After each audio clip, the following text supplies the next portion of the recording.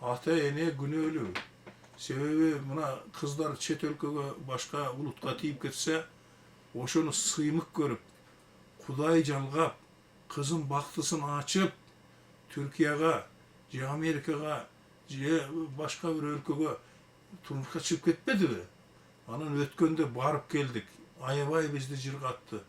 Күйөө болабыз, анча-мынча кыргызча да сүйлөп калыптыр деп, шунчалык ошону зор бакыт кылып айтат да.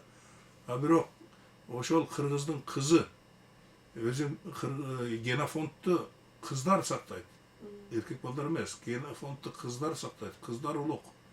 Кыздар, баарынан кыздарыбыз таза болуш керек. Баарынан кыздарыбыз аруу болуш керек. Кыздарыбызды сакташыбыз керек. Кыздарды коргош керек.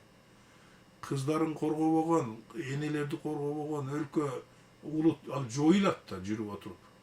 Себеби мына азыр Европада француздарды карасаңыз, бардыгы кара жана тармал чачтуу болуп баратат. Байкайсызбы? Мен французмун дейт, бирок кара тармал чачтуу. Генофонд кайда калды?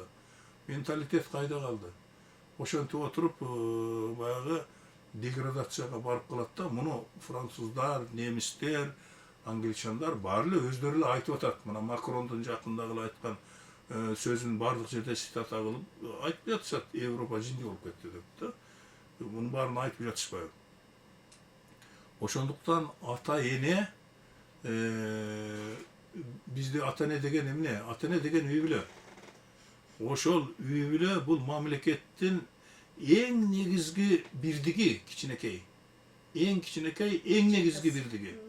Мына ошол үй бүлөдө эгерде туура коюлбаса маселе, балдарга карата, жашоого карата, мамлекетке карата маселе туура коюлбаса, анда биз улут катары, эл катары көп кыйынчылыктарды тартып калабыз да.